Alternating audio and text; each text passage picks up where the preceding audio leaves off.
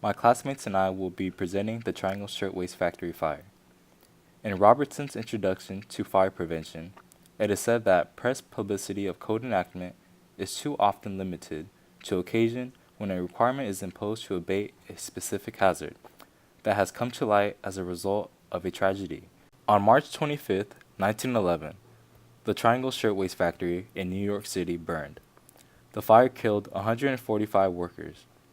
The tragedy is remembered as one of the most infamous incidents in American industrial history. The deaths were preventable as most of the victims died due to safety features and faults within the building. This tragedy brought attention to dangerous conditions of sweatshop factories and led to the development of laws and regulations placed to protect the safety of workers. In the time period of 1911, the Triangle Shirtwaist Factory was located in Manhattan, New York. The factory was nothing but a sweatshop, where immigrant women worked in cramped spaces at rows of sewing machines. Nearly all workers were teenage girls who did not speak English and worked 12 hours a day. These women were paid $15 a week. In 1909, the International Ladies Garment Workers Union led a strike, demanding higher pay and reasonable hours. The owners of the shirtwaist factory were one of the few who resisted to do so. The owners would hire police as thugs to imprison the striking women and pay off politicians to pay no attention to what was being done. Hi, my name is Chase Postema. And I'm James Reed, and we will be talking to you about the faults in the building. The Ash Building was a 10-story building named and owned by Joseph J. Ash. Isaac Harris and Max Blank ran the Triangle Waistcoat Factory, which was located on the top floors. Although the Ash Building was fireproof, it presented many hazards. The first of which was the fire escape. Whereas today we are required to have at least 2 fire escapes for a building of this size, the Ash Building only had one on the east side of the building. This fire escape was rusted and ill-maintained. It wasn't in safe condition. There were 4 elevators in the building, but only 2 reached the top floors. One of which was not operational on the day of the fire and was due for maintenance. One of the 2 stairways was locked to prevent theft, which was a common practice in factory workplaces at the time. But often no one was around to open the door. Pockets and purses were checked before anyone left the room. And the obstacles in the building were also another factor attributed to making it hard to escape. Not only was the fire escape collapsed, but they had to jump over or get under equipment and machinery that they were using in the sewing company, which made it harder to escape. That being accompanied by other people in the building all scrambling to get out at once. My name is Jesse Elkinton, and I will be presenting the deaths and monetary loss portion of the Triangle Shirtwaist Fire. Approximately 600 workers were present during the Triangle Shirtwaist Factory fire when it began on the 8th floor. The workers who had occupied the 8th, 9th, and 10th floors fled through adjoining buildings, on the roofs, elevators, and exits. However, within 15 minutes, 146 workers, 123 women and 23 men, perished. Many of the workers panicked towards exits known to them. What they found were exits that were locked due to the owners locking them during work hours to prevent theft from their own employees. Other exits opened inward, which prevented mass amounts of panicking people to escape. As conditions worsened and visibility declined, they had become disoriented and trapped. 48 died as a result. Some workers made their escape via elevator shaft. Elevator operators made many trips up to these floors to assist in egress. Only about 12 people could fill the elevator at a time. Eventually, the elevator failed, sending its occupants plummeting down the shaft. Desperation grew, and workers tried sliding down the cables or jumping down the shaft itself. 36 died as a result. Onlookers watched as the building burned, and eventually the workers as they leapt from the windows.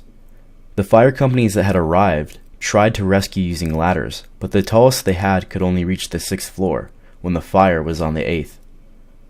Life nets were being used to catch workers, but too many were jumping at once, which caused the nets to rip.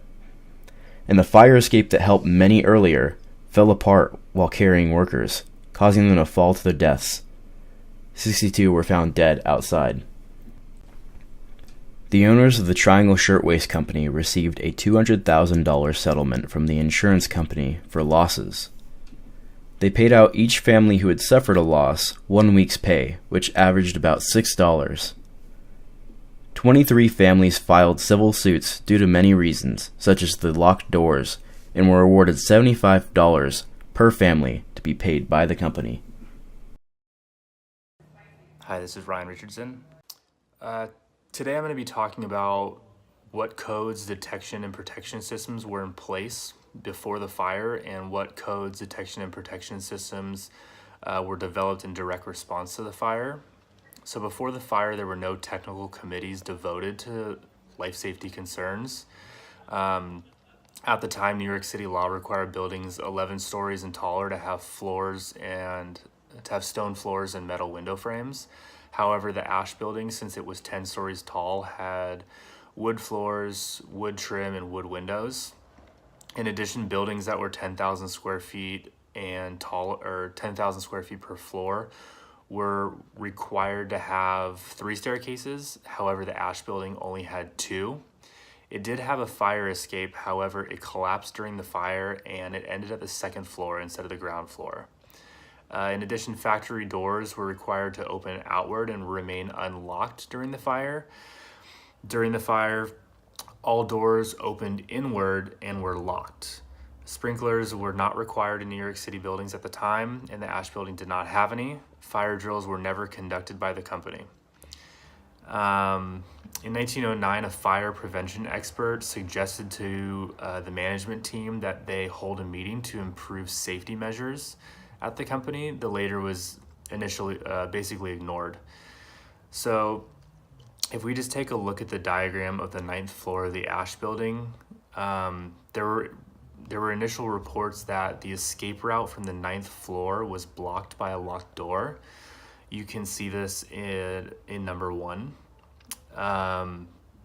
Additionally, this diagram basically shows the arrangement of the sewing machines, the congestion, and a number of other hazards on the 9th floor of where most of the deaths occurred. So after the fire, the building codes, detection, and protection systems resulted in the following changes. Later in 1911, the Factory Investigating Commission was created. It investigated conditions in all factories in New York City, including the sanitation, safety, wages, hours worked, and child labor laws in sweatshops, factories, canneries, and bakeries. New York City adopted 36 of the commission's recommendations, and one of the biggest ones was that automatic sprinkler systems be installed in buildings over 7 stories or 90 feet tall. One of the members of the commissions, his name was Robert F. Wagner. He eventually became a U.S. Senator and passed the National Labor Relations Act, which granted workers everywhere the right to organize.